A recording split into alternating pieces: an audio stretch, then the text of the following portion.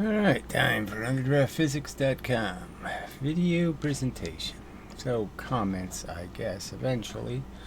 But there are some underlying subjects, so we'll redo these subjects until somebody has a comment that's relevant and, concise enough or on the subject enough to be bothered with.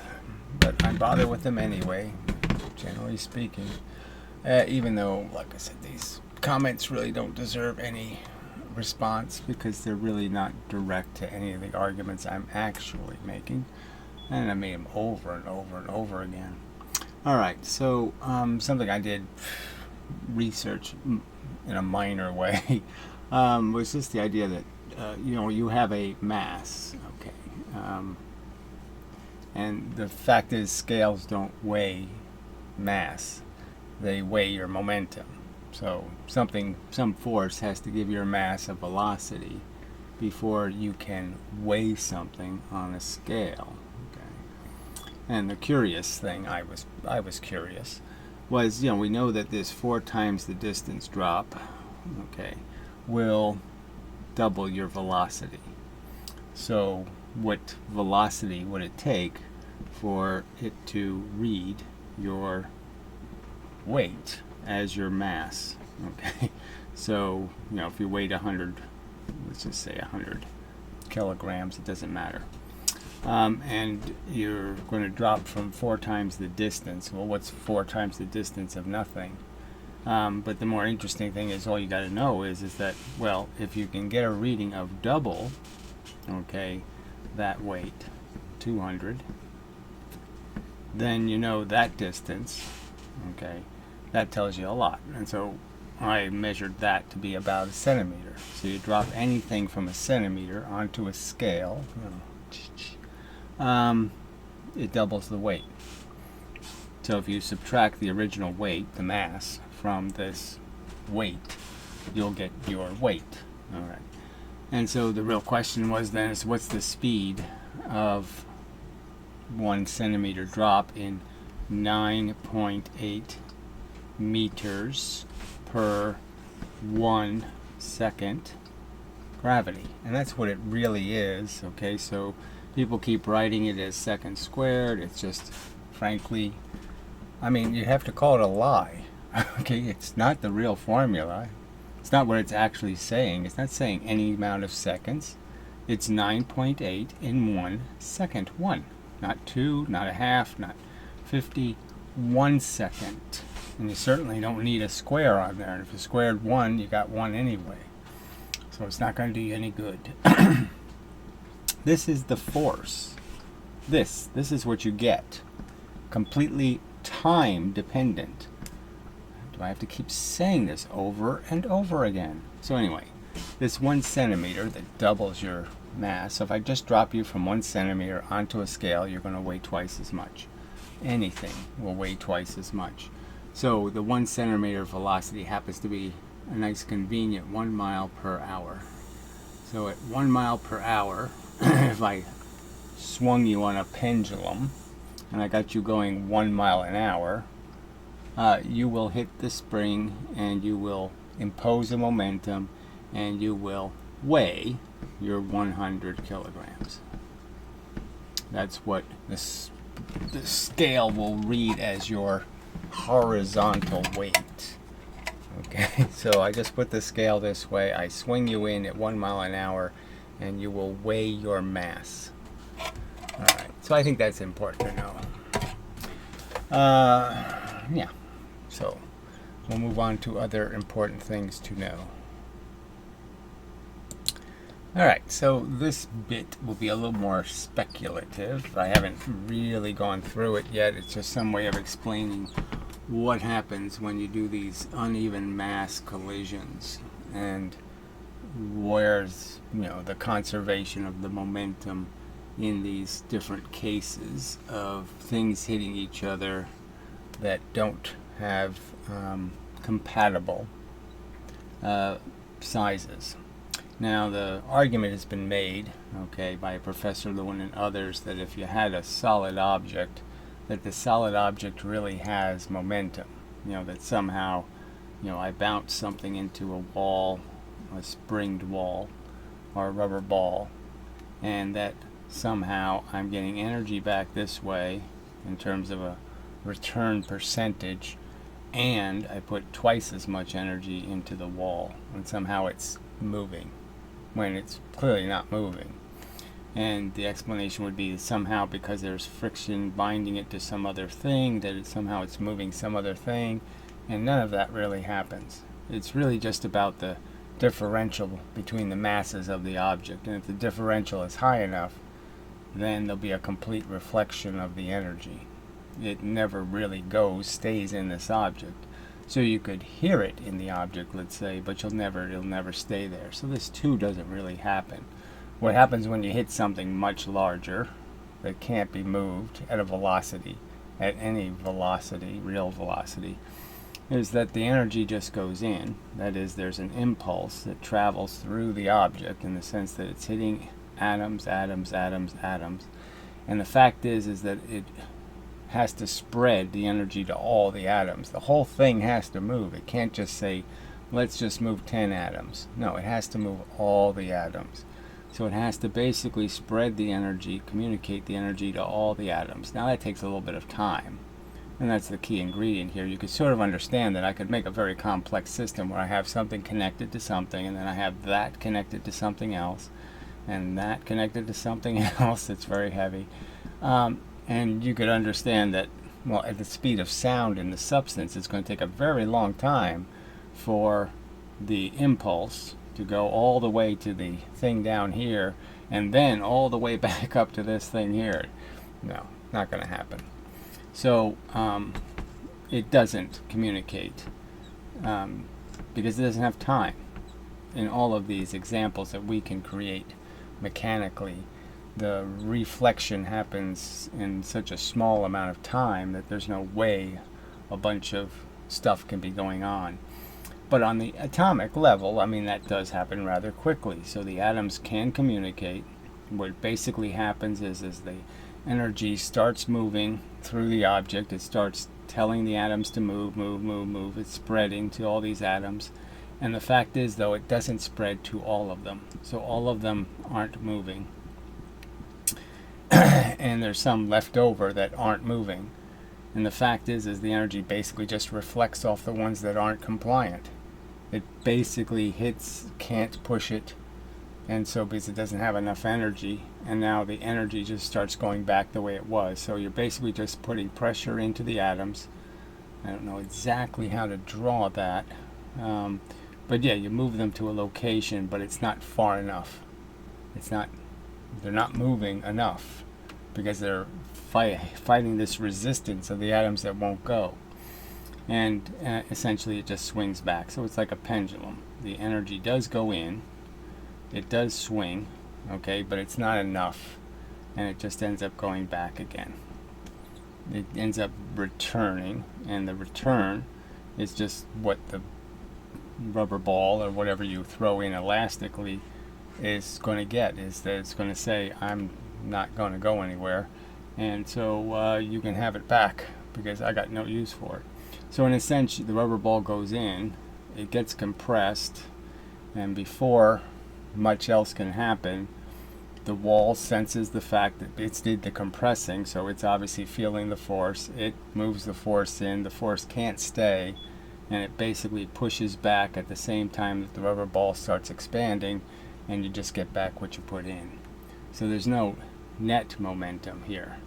There's only momentum for this very tiny period where part of the atoms are moving, the electrons probably.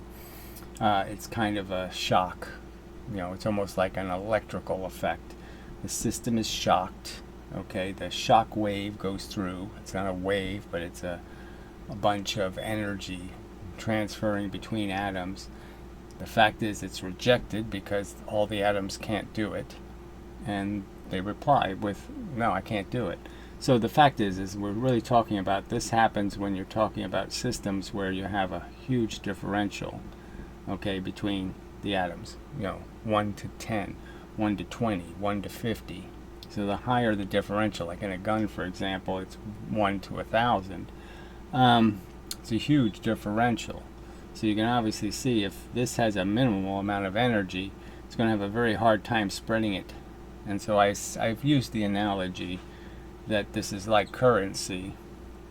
And the fact is there's a minimum piece of currency. There's no half cent, there's a cent. And the fact is if you can't spread, if you only have 5 cents here, you can sort of understand I can't spread the pennies. I can't break the pennies into pieces. So I can only give 1 cent here, 1 here, 1 here, 1 here, 1 here, there, I'm done. So I have a huge amount of resistance because I can only put energy into 5 atoms and then I'm done. Because there's no minimum here. There's no pennies worth of velocity. There's a minimum amount of velocity you have to give the atom before you have any hope of spreading it. So 5 just isn't going to go in and it's going to have to be rejected. Alright, so in that context, when a small thing hits a big thing, it's this currency problem, nickels and dimes. This needs nickels, this has dimes. There has to be a conversion, and it takes a little bit of time for the atoms to know, yes, the first ones will move, say if this is moving at 10, the first ones will move at 10 in here, the vibration will be, 10's worth. But it's quickly going to be discovered that, again, you're going to hit this wall, in a sense that you can't keep the energy going because it's spreading too thin, and you can't make all the atoms move. So they won't accept it, and so they have to convert it to nickels. And so then these slow down, they hit other atoms, they spread, a 10 hits one that's going 0, then that ends up being split to 5 each. And then this one hits something that's going 0, and that ends up spreading to 2.5 each. So it's a lot like electricity traveling through something. It travels by spreading the pressure and spreading it over more and more objects and reducing the speed of each object as it spreads it. And so it gets spread, and then this might say I can go a maximum of, and so there'll be a number here that, the 10 hits, this can go a maximum of 3. Okay, it gets 3 conversions done before it's just run out of time. I mean, the two things have hit each other, they're connected, and there's only so much time that's going to be allowed for this energy to move around, and there's a point where the energy is just going to say, I can do 3, okay, but I can't do 4. And I can't do 5, and so the rest of the energy, okay, will be sent back into the object that hit, and it's going to be reflected at this 7 or whatever's left over. So you'll put part of the momentum into the big object at some reduced speed, and part of the energy will just have to be a reflection. So the bigger the differential, the more the reflection. So the heavier I make this object, the more I guarantee a reflection, and the lighter I make it, the less reflection. And if I make them the same weight, then there's an easy conversion. No conversion has to happen, and the energy just goes right into the other object and it takes off at the same speed. So we go from this experiment to this maximum experiment, and the maximum is this doesn't move at all. It won't accept it. You can't even go at 3, can't go at 2, can't go at 1. It rejects all of it. All of it goes in, and it just says, nope, we're not staying there. The electrons move to one side. They have pressure to move back, okay? But they'll keep going if all the atoms agree. They can't get all the atoms to agree, so the energy just wobbles back and pushes this and causes a 100% reflection. But there's nothing left in here. Now, if you listened, if you had something to test this, you could hear, maybe, okay, you could feel a vibration when it goes in and out, but whatever you measure with, you're going to be taking the energy, because it's only going to be in there a temporary amount of time. It's not going to stay. So the momentum does go into the object, but it doesn't stay there, and it goes back. So, but there's no twice the momentum staying in there. Now, if I put 2, okay, immovable objects, and I put a spring between them and I compress it so the two objects are feeling the force, I think most people can understand that it's not going to matter what they're tied to, that the real energy is just going to be traveling through the shortest connection between the two objects. The tension is going to be on, say I make a metal fork and I put a spring between it that's compressed and it's applying pressure on the fork. My hand isn't going to feel the pressure, the earth isn't going to feel the pressure. The stress is going to be just in the fork. You know, I mean, come on. Here's a fork. I make it out of plastic or metal, it doesn't really matter. I put pressure forcing the prongs apart. So I have two immovable objects. And they can hold that energy for a very long time, 10 years, 20 years, whatever. Right? But there's real stress. This is really pushing, and this is really pushing, and this really has to say, I can't move. Here's your pressure back. This one says, well, I can't move either. Here's your pressure back. But the stress is going to be in this fork. It's never going to be, like I said, I can hold the fork, and I'm not going to feel that the fork is under strain. And the earth certainly isn't going to feel it. So there's no, the whole earth moves or any of that crap. If one of these prongs breaks on the fork, and it does yield, and the energy shoots out on that piece, it doesn't mean this piece is all of a sudden going to fly off. It means that the energy has to go this way. The spring is releasing all this way. So the spring's center of gravity will move in that direction, and all of the energy will go in this direction. So if both prongs break, you get 1/2 the velocity on each side. If only one prong breaks, you get twice that half. You get the full velocity the spring can produce. And it's all caught in this section of the metal. It's not in here, and it's not in the hand holding it, and it's not in the earth holding, it's holding the hand. Alright, so with the big object hitting the small object, right, you have a much simpler sort of, we probably aren't going to disagree about what happens, because it's going to be kind of obvious that this has a velocity of 12, let's say. Well, let's make it simple, 6. Let's make it just 5. Why make it complicated? It can't give this 10. It can only throw dimes.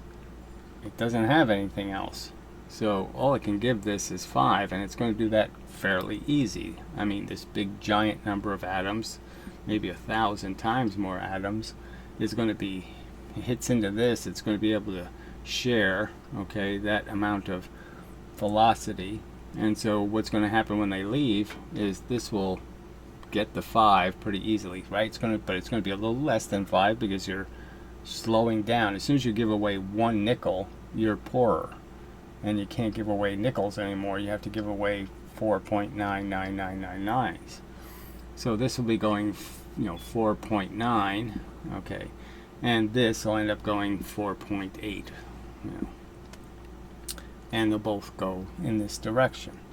And that's basically all you're going to get. Now, if this is elastic, there is a spring in between, then you can store some energy in the spring first. I can put the nickels into the spring.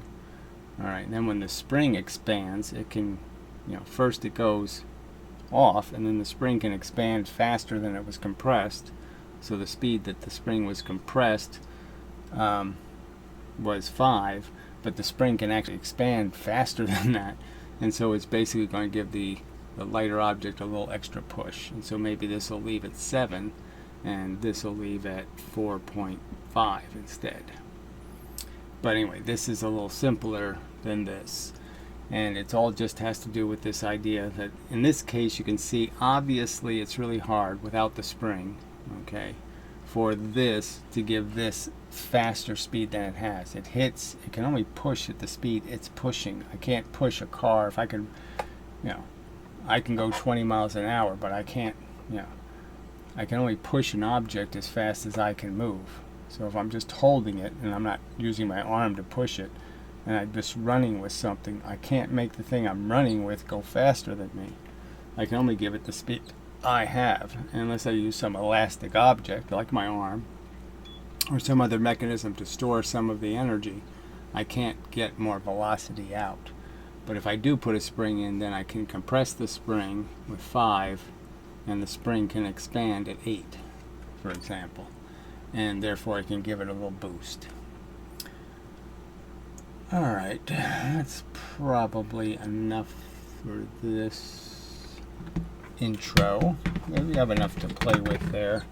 I suppose just out of context, because it'll come up in the comments, I might as well just reiterate. It's 9.8 meters per 1 second is Newton's formula. Not any seconds. It's not seconds. It's not any second. It's 1 second. That's the unit. That's the ratio. You don't get any more than that. And so I'll. This is, some of these comments. I'm sorry. Again, in one of them on the website, it's more ridicule of this idea that you should be obligated to draw something or explain something. As far as I can tell, almost every physicist on Earth has at some point or other been photographed with a blackboard behind them, with their drawings and with their mathematics and all that crap, because it's a huge asset to explaining.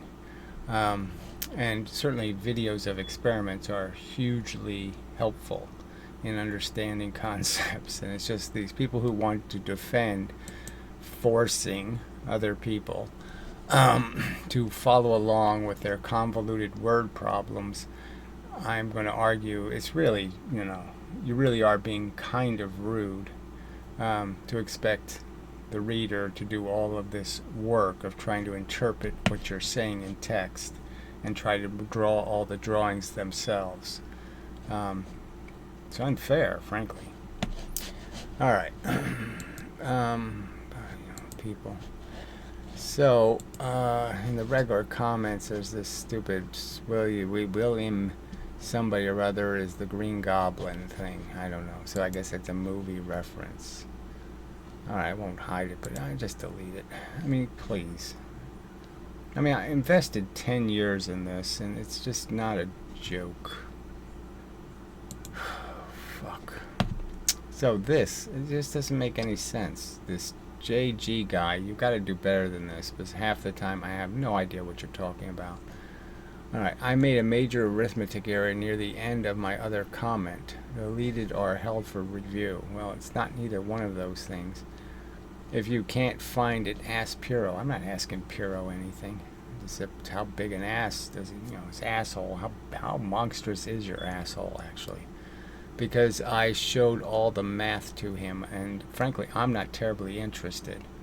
I mean, I'm making the accusation that your math is completely wrong and is a lie, okay? The 1/2 is bullshit, the square is bullshit, okay? Your MGH is complete nonsense. I mean, I'll do that part. It's not MGH, it's not a rational formula, okay?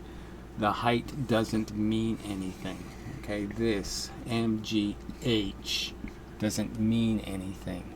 The only thing that matters is the time.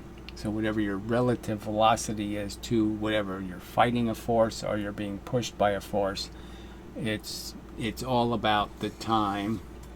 All right, and all the time can do is add 1, okay, unit of seconds, gets you 9.8 meters of velocity. That's it.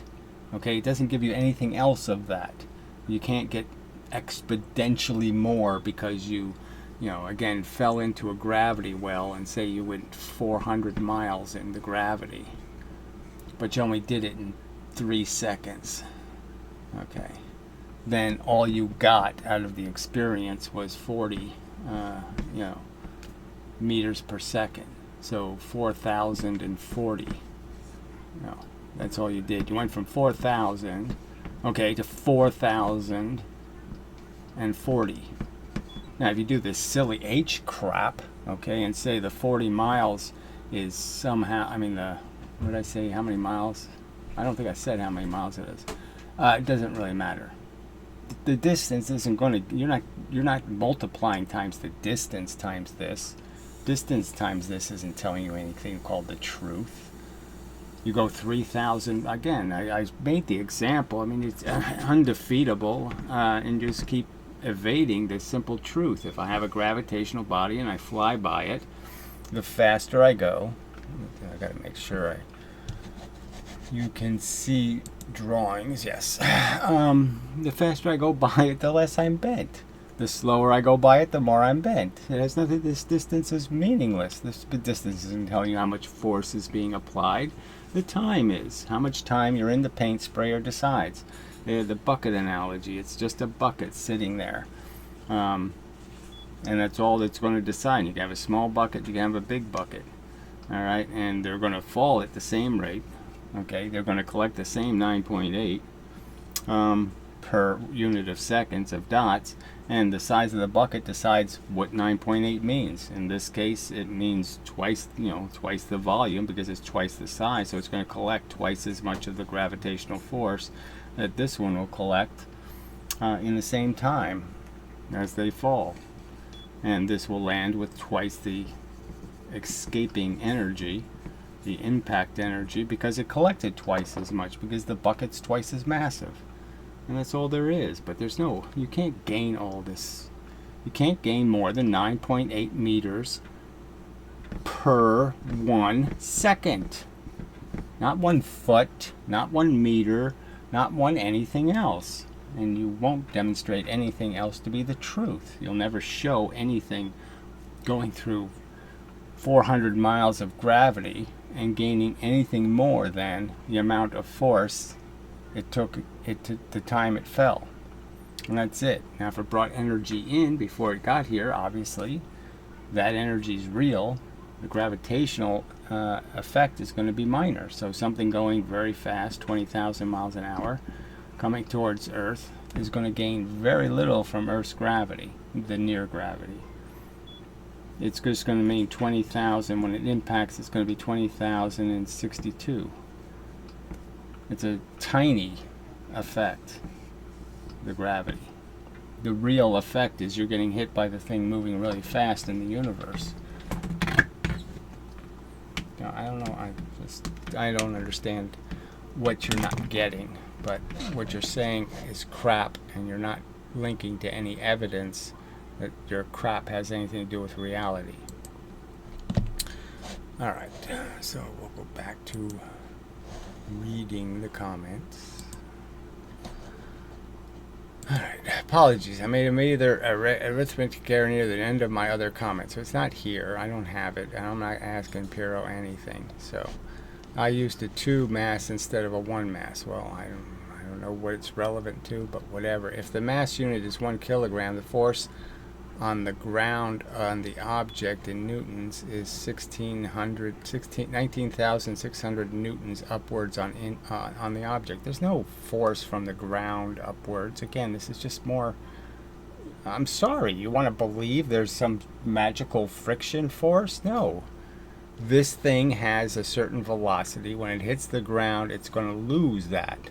That's going to be the impact, is its motion. Its motion is the momentum. There's no countering anything.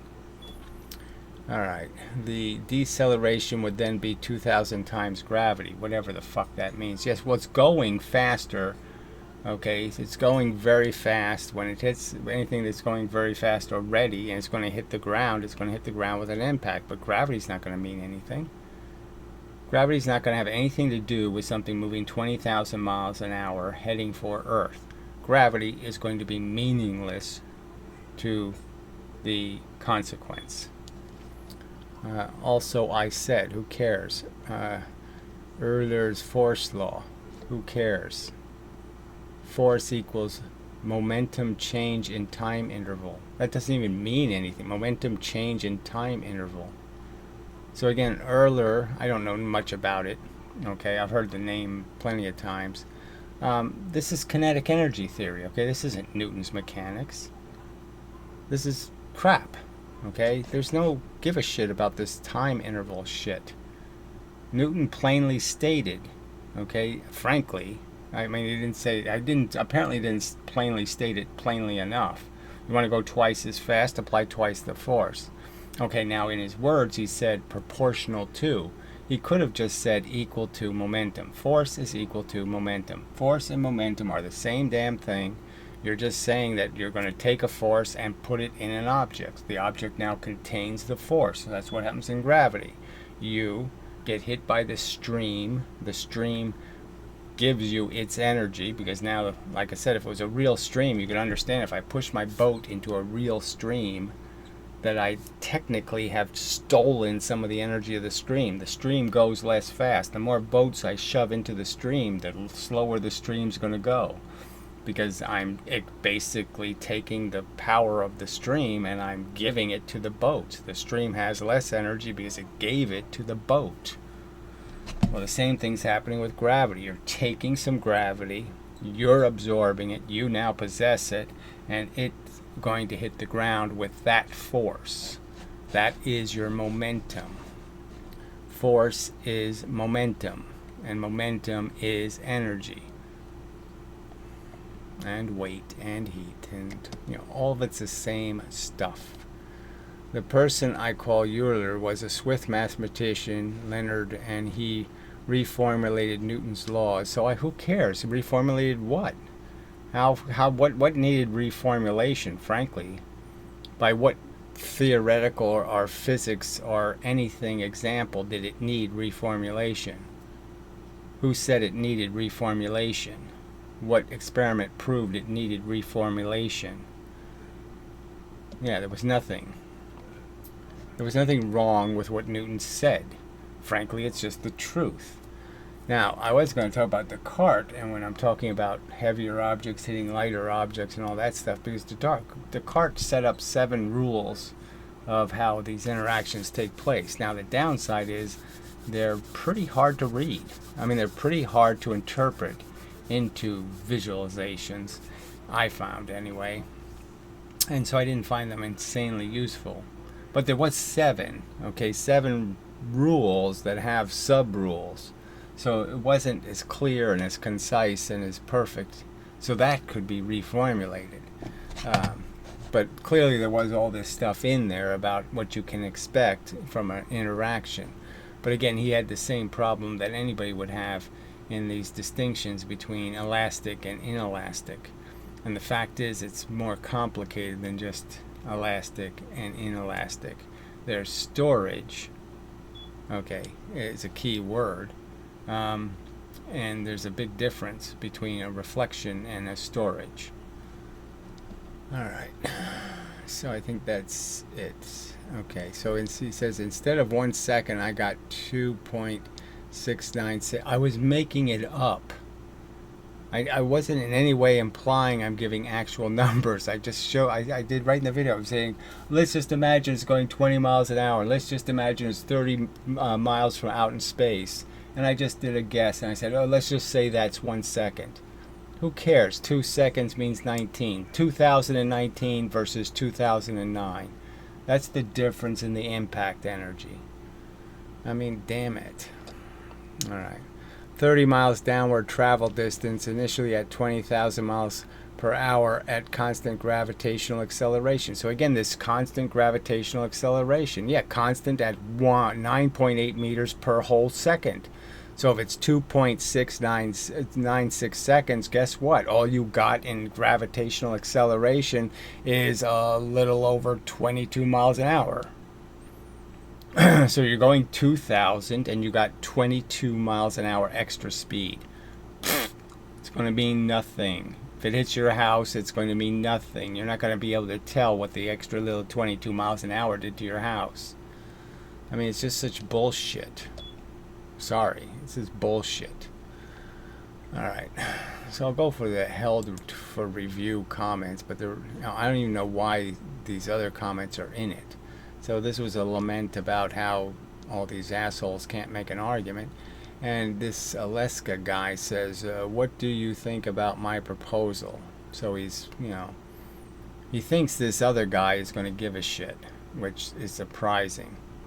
So we're back to this stupid fulcrum crap. Okay, guess what? Okay, I'm not terribly interested, as I've pointed out, about these subtleties. The argument is, do levers conserve momentum? That's all that matters here. Do springs conserve momentum? This is all we're looking for. And this should have been an experiment already conducted by physics in 350 fucking years. We should have this experiment, and it shouldn't even be something we have to ask. It shouldn't be an open question. It should already be decisively answered by physics. And frankly, it's not. So we're just waiting for these experiments to be done correctly, where somebody proves that springs can give different amounts of energy, and where levers can, destroy or create momentum. All right. So I'm saying, who cares to that? And then he just types this whole big pile of crap. I would like to hear your opinion of my thought experiment. So he's going to do a thought experiment where he somehow is going to say, I have 2 units of compression in a spring. That is, I put 2 weights on it, 1 weight, and then I put the same weight on it twice. And that somehow now I have 4 units of energy. So I only use 2 units of force, and somehow I'm going to get out 4 units of energy. And what's my opinion? Bullshit. Energy is a real thing. Okay, I'm sorry. Force is a real thing. You can't, whatever you're doing here, this pretending that there's some disconnect between force and energy, when no. You want to go twice as fast, you put twice as much force in. There's a pure and direct correlation between force and energy. Let's see. It is related to the question of how much fuel does it take to gain twice the velocity. So in this very comment, he concedes that, oh, well, it doesn't work for rockets. Guess what? It has to work for everything if it's going to be a theory. It really does. So he has a ball with 2 compressed springs attached to it. They are the fuel. I don't know exactly. How do I know how you're attaching anything? Again, without drawings, this is meaningless. Every time a spring is released, the other end of the spring immediately gets into contact with the immovable body, blah, blah, blah. Thus, while the spring is decompressed, all of its energy goes into moving the ball. It says you. I don't even know what you're talking about. Anyway, there's really no point.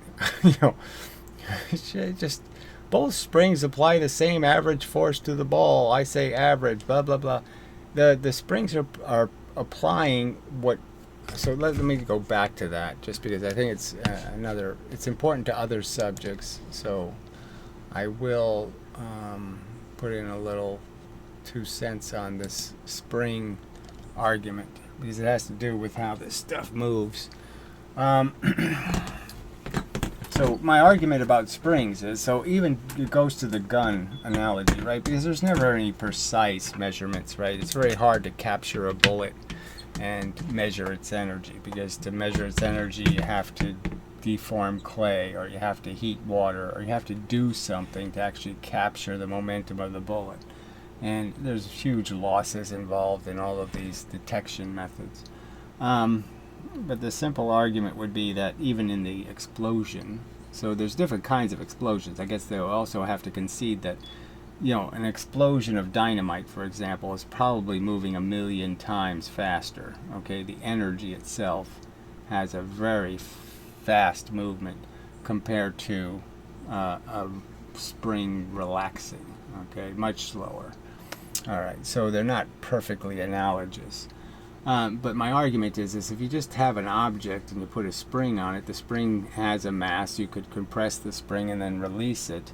Well, that's pretty much the same as pushing against a wall and letting it go. And what's going to happen is the spring's center of mass, okay, because this isn't moving, the center of mass is going to move. The spring's center of mass is going to move in the direction that it's going, because this is the side that's yielding. And so again, if I have a gun, okay, in which I can put the pressure into the middle, and I can have a cork here, and I can have a cork here, all right, and then I do the same experiment, but this one doesn't leave, it stays, and this is the only one allowed to leave. Okay, same force in. I know this is going twice as fast as this, right? I mean, there's no doubt about it. That the energy is going to basically reflect off the immovable, and it's going to push the bullet out twice as fast. Now, if this is a bullet, it changes a little, because the bullet ends up going so fast that a reflection doesn't have time to get to it.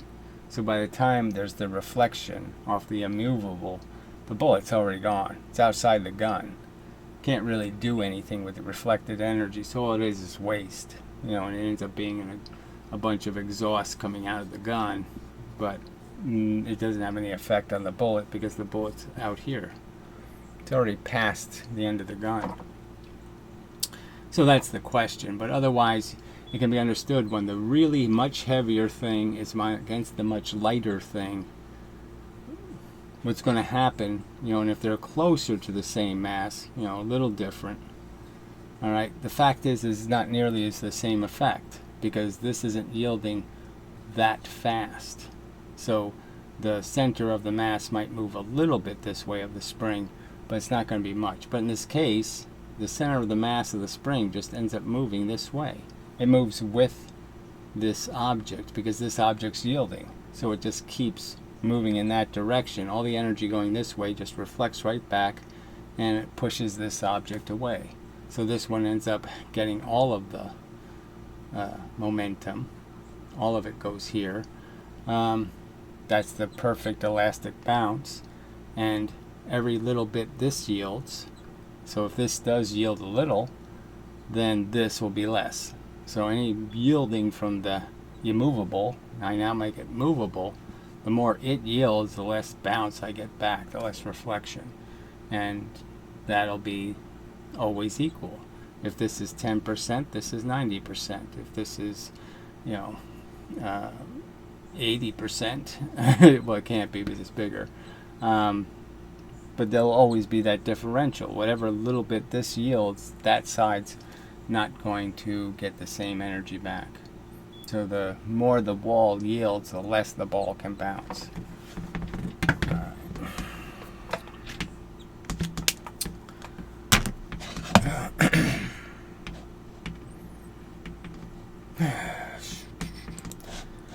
Alright, so I don't mean this as, I don't know why they selected it. Well, I guess I should select it, and I guess I'll approve his comments. I don't know why they're unapproved. Where's the thing? Flag, question, oh, okay, check mark. Well, that's going to move the, it's okay, because I'm not going to read the rest of it, frankly.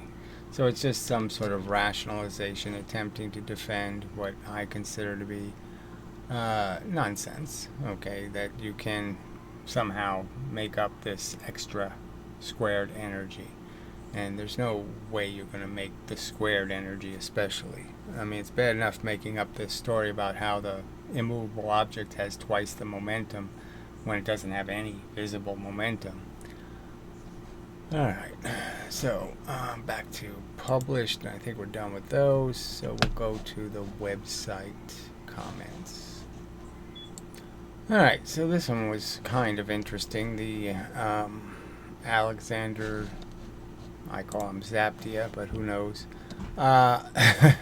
He's conceded that he misunderstood the whole argument about the free momentum experiment, and he's conceding a substantial bit here. And he says, of the two arguments, I now found your argument more persuasive, that free momentum does seem irrational and unacceptable.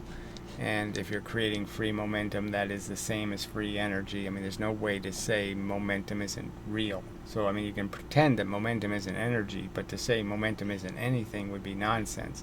And to say creating extra momentum isn't, isn't problematic, at minimum, in terms of the conservation laws in the universe.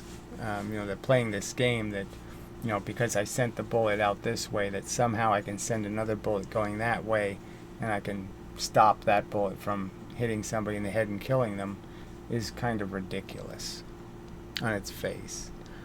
Alright, so that was nice. So a concession, at least, to the misunderstanding wasn't mine. Okay. So this Flyora stuff, this again is the troll Tyler. I haven't done or said anything. I've never had a private conversation with Flyora.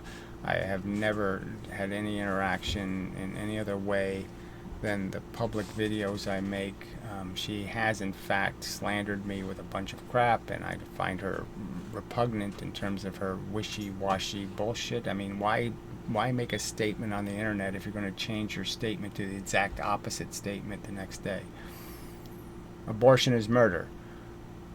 Abortion is just, you might as well just be swatting a fly. The opinions are the exact opposite. Just pick a day, and she has a completely opposite opinion. I mean, I have no obligation to, play with schizophrenics all day. You know, I'm trying to get something done here, and you, again, are telling me you're too stupid to know you have an issue, and you will not take any responsibility for it. Okay, got it. You're an asshole. You're not sick or hurt or injured or any of that fucking shit. You're just a fucking asshole. I mean, death threats, all kinds of crap in here. I mean, what the fuck? Save me from this shit, from morons. Alright.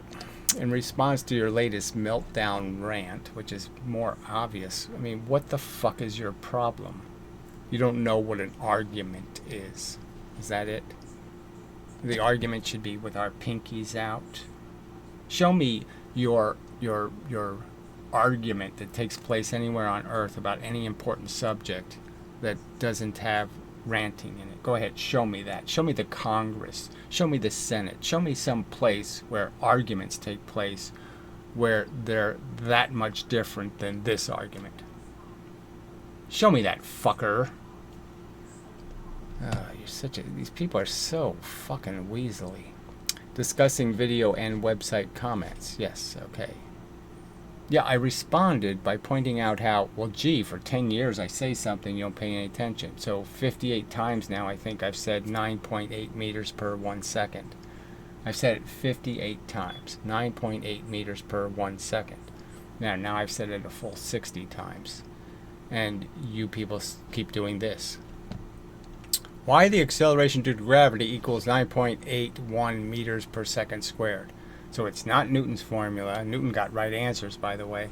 He wasn't using seconds squared, and clearly it doesn't even mean anything because it's 9.8 meters per 1 second. It's not 9.8 meters per any unit of time. If I made it 2 seconds, then it would be 19, okay, 0.6 meters. If I made it a half second, then it's going to be 9 meters. So why are you playing this game that the seconds is a variable? It's not a variable. It's 1 second. That's what's supposed to be there. Yes. Oh, all the mathematicians are smart enough to know that, well, if there's nothing there, you might as well think of it as a 1. Okay, so you don't draw the 1 because only morons need you to draw the 1, right? Isn't that the rule? Like, only a moron would know that that is a fraction and there has to be a 1 in the fraction. There has to be a number in the fraction, right? Everybody knows you have to have something in the denominator, right? So there's just no fucking point in having this fucking conversation because every moron knows there's a 1 there. Except for you. Shit. It is meters second squared because it's an acceleration. So who cares? It's a specific amount of acceleration in a specific amount of time. That's the truth, the facts. All the evidence indicates that's exactly the truth. You fall for 2 seconds in gravity, your velocity will be 19.6 meters per second. It will not be some other number you're going to make up, or some second squared, or any of this crap. It's a simple fact. Per second. Per 1 second. You get a certain amount of acceleration. Okay, because it's an acceleration meters per second per second. So again, he puts in capital letters what I can mockily only say is just evidence that you are in fact retarded. There's no such thing as a per second per second. There's no such thing. It doesn't exist as a write-downable. There's no way to show per second per second. There's no way to do anything with that except put ... Yeah, we all know that you could fall for 10 seconds, or you could fall for 3 years, or you could fall for 10 milliseconds. Yeah. So what? We don't need this per second nonsense. It's baby talk. No one says I'm going to the store and I'm going to go 60 miles per hour. Nobody says that. It would be idiotic to do that. Yes, of course, I know you'll go 60 miles an hour. Okay, so if you're going 2 hours, then you'll be traveling, okay, 60 miles an hour for 2 hours. That means you'll travel 120 miles. Acceleration equals change in velocity over time taken. So that's the lie. Okay, I'm sorry, but that's the lie. The time taken is the number of 9.8s. That's it. You were in the time 2 units of time or 5 units of time. That's all. It's units of 1 second. It's not units of something else. It's just how many 1 second units. All right. So again, he does it again. 9.81 meters per second squared equals 9.81 meters per second. No, it doesn't. All right. The right-hand side of the equation has s, time in seconds, both in both the numerator and the denominator, which, again, in the denominator, it should be a 1. It should be a 1 here. They're all in 1 second units. So guess what? Okay, you don't have an equation here. You can't square 1 and get some other number than 1. So if you are obedient to the actual number of seconds, the ones, then it's dead. The fact is these 2 seconds aren't the same seconds. So that's another flaw here. You're going to multiply a number that isn't the same as another number and say that means it's squared. So it's not 5 times 5. It's this seconds versus whatever this seconds is. Now we know the first seconds is a 1. What's that second seconds? Well, the second seconds is the number of seconds you were in the gravity. So that's a different number. You don't get that? You can't square a number that aren't the same numbers. You can't pretend 1 times 3 is the same as 3 times 3.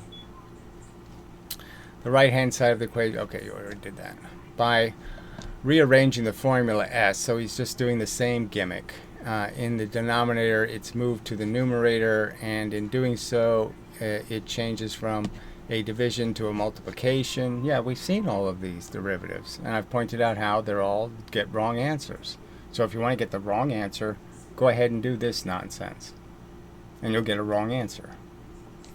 You won't accurately describe the circumstance.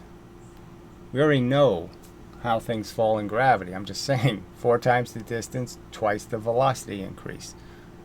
We already know the right answer.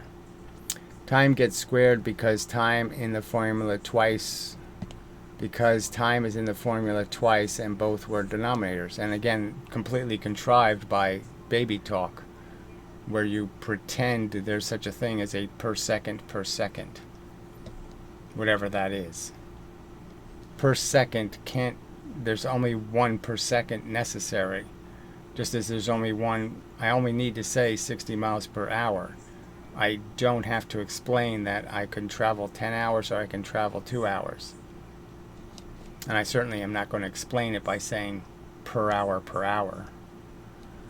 Point 1, case closed. Fuck you. I mean, how obnoxious. Yeah, you really proved it. No, you didn't prove anything. You didn't show an experiment where you collected this extra kinetic energy. Nothing. In 350 years, you could show it taking 4 times the fuel to go twice as fast, and you haven't done it. 9 times the fuel to go 3 times as fast. You could show us this shit, and you never show it. You say Newton didn't say that. Newton said 9.8 meters per second. Yes, per 1 second. Yeah, that's what Newton said. Did he? Show me. Well, I don't have to show you, okay? There are things I really shouldn't have to go show you.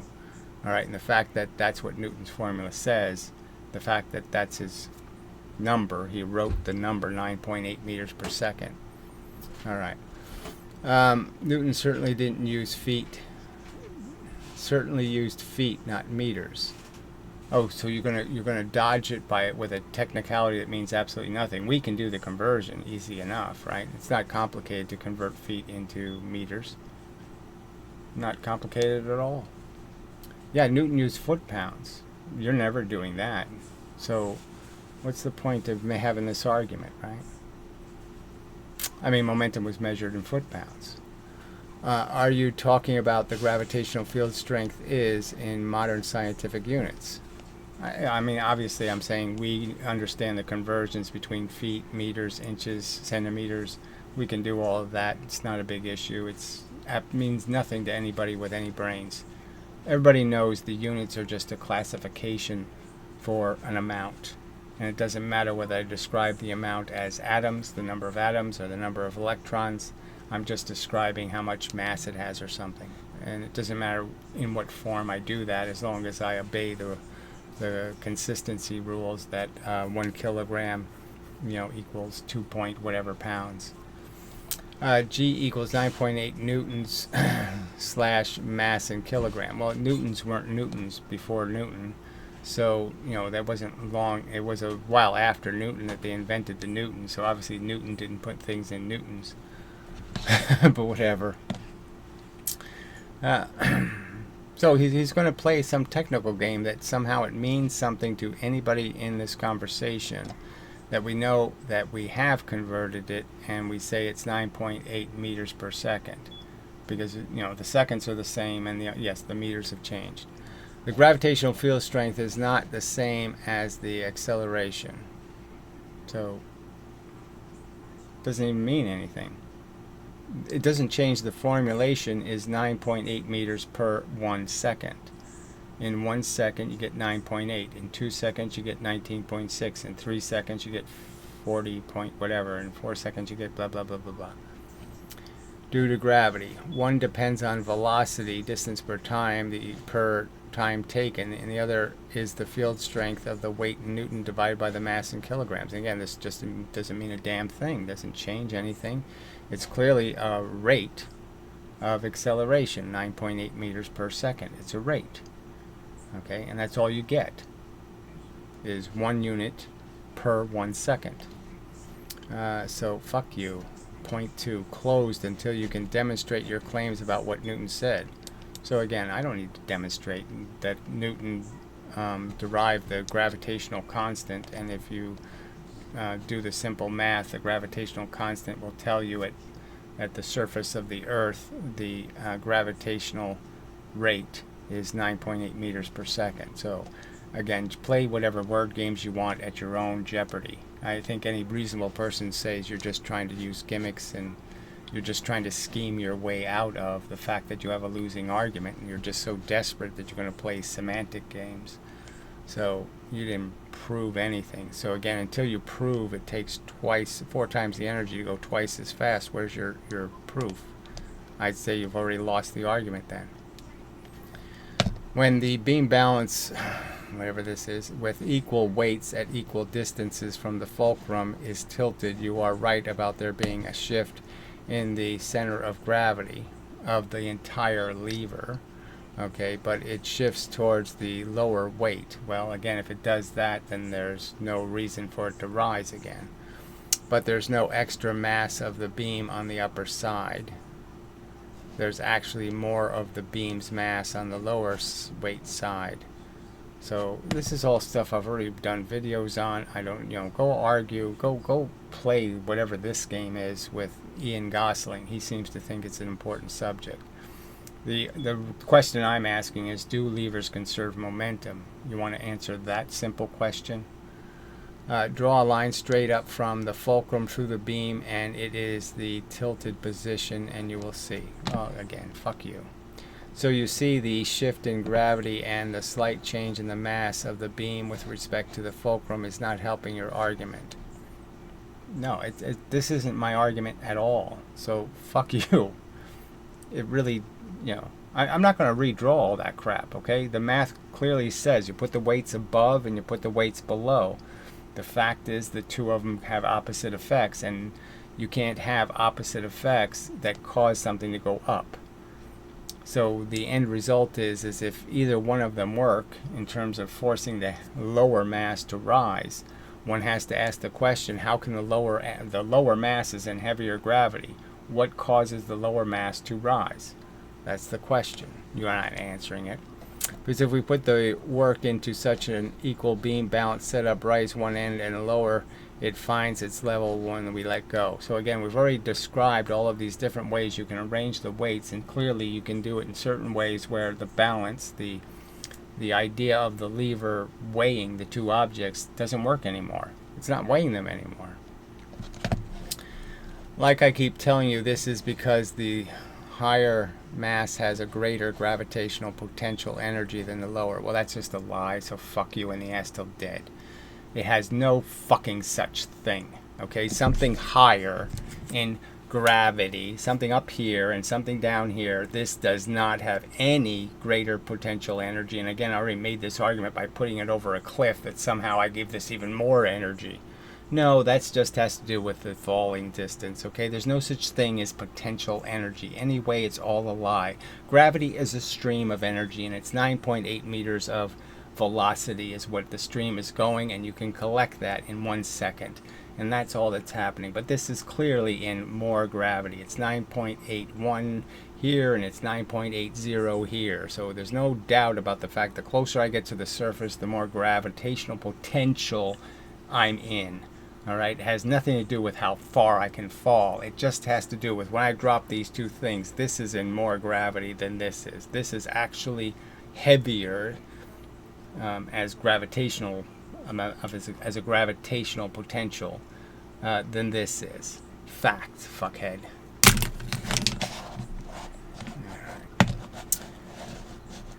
Oh, I can't. These people are just so obnoxious.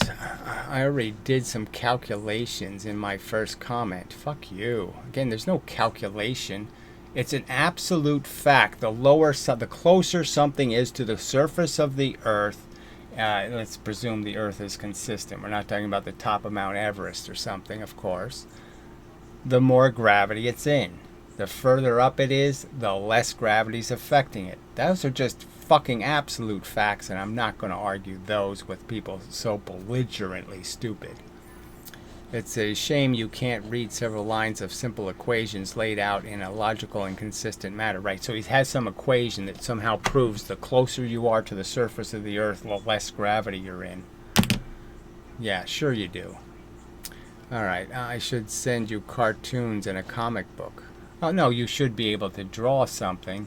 And the fact that you can't even make a video, you can't do anything. You're apparently some sort of, intellectual cripple. Okay, if the masses were sitting on some shelves or one of the coffee table and on the dining room table, then they have some stored energy related to their height in the field, but the balance beam is not a shelf or a table. Well, yeah, it is. It's contact with a surface, and the surface is absorbing the energy. They would fall if it wasn't for the table applying friction, telling them they can't fall. It's dynamic. Well, duh. Everything in the universe is dynamic. This means both the masses are free to spend their potential energy. They don't have any potential energy. Again, this is such a lie. I have a boat on the side of a stream. You idiots think the boat has potential? The boat has something? It doesn't have anything. I can put it in the stream and now it can flow down the river, but the boat didn't have any potential. It has to be given the energy from the source. And the source is the active energy of gravity. Gravity is an active per zillionth of a second force. It's constantly flowing. It's constantly pushing on things. And you will acquire your energy from its active function. There's no potential anywhere. There's no potential energy. There's a potential circumstance. Circumstances create potential. There's the potential that you put the boat in the stream. There's also a potential that you don't put the boat in the stream. There's no energy. The boat doesn't know it has any potential. You can't take the boat, you can't dissect the boat and find anything called its potential. I mean, it's just garbage. It's logic. Yeah, take a break. All right, back. So, look, the absolute statement is that nobody should disagree with because, frankly, it's just rock-solid physics. I have something on the scale. And let's say I have a scale that is very, very sensitive and it detects millionths of an ounce. All right, and I have an object at this location on the scale. The fact is it's going to weigh something. And if I rise it 10 feet or 10 centimeters or even 10 millimeters, the fact is it's going to get a little lighter. And the higher I raise this scale into space, the less and less this is going to weigh. And the closer I get to the surface of the Earth, the more and more it's going to weigh. So it's just an absolute lie for this asshole to say he has any evidence that something has more potential or something because it's up here and the other thing's down here. Somehow this has more potential. That somehow the weight isn't the weight created by its gravitational position. That somehow the weight has something to do with how far it can fall. Because this one could fall further than this one because I have a little cliff here, or I have a little bucket that will catch it. Because this one can fall further, somehow it has more energy. It has nothing. It has to travel in the stream before it can have anything. And the fact is, we're not talking about how far you're traveling in the stream. We're not talking about how long it'll be till you drop. We're talking about what's your absolute weight. And the thing up here absolutely weighs less than the thing down here.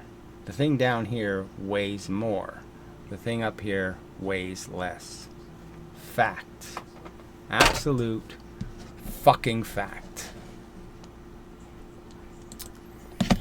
Alright, so the upper mass has more potential energy to spend than the lower, specifically more than the lower, enough to overcome the shift in the center of gravity of the beam and the slight change in the mass with respect to the fulcrum. So he's basically trying to argue that somehow the higher I put something in space from the Earth, the more it weighs.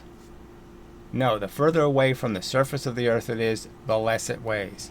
That's the truth. Your theory is insanely stupid. Okay, you keep saying the lower mass weighs more, so fucking what? Isn't that the subject? Jeez. Balance scales don't weigh things, so there's no point, right? They compare mass. That's all they care about. Yes, that's the same thing as weighing, is comparing, but whatever. The mass never changes. And no one's arguing the mass changes. Okay, argument 3 closed. Gary is acting dumb for bringing weight into a mass fight.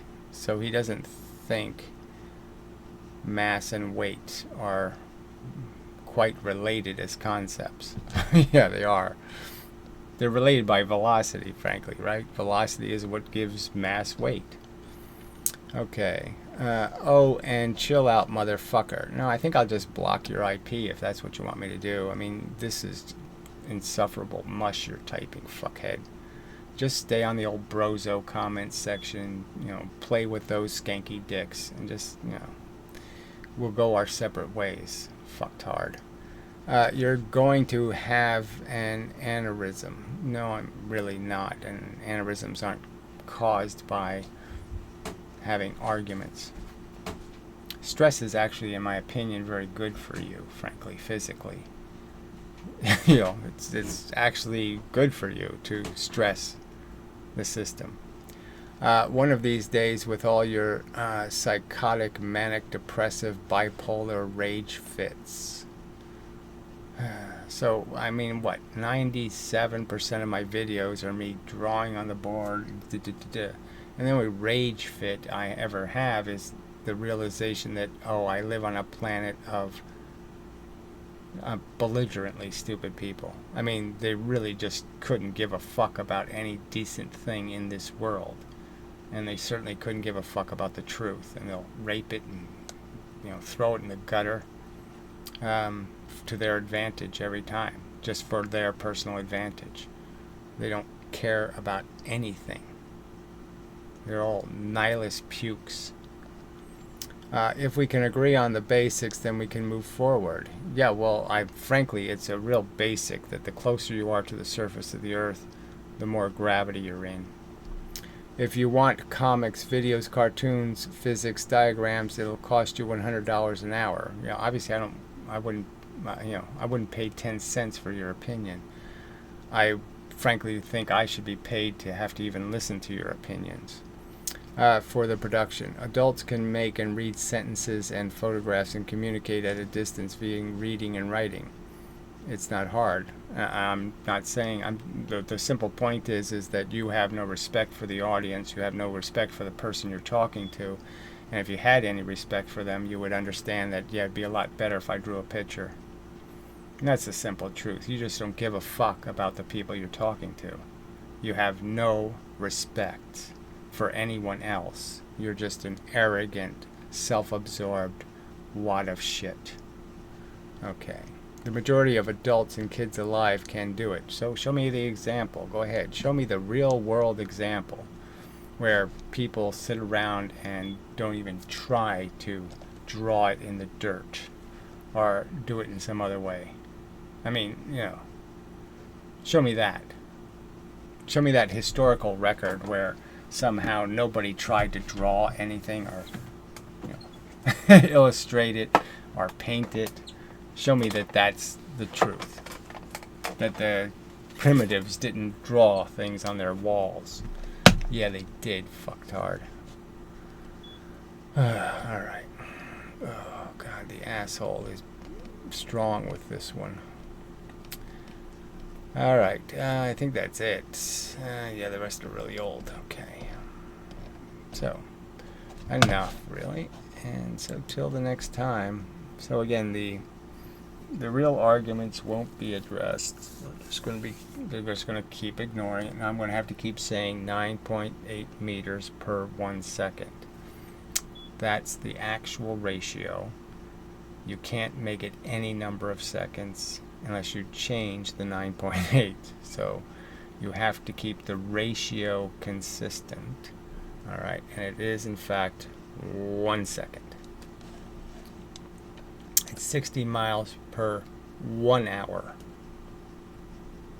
That's the truth. Okay. Till the next time and such.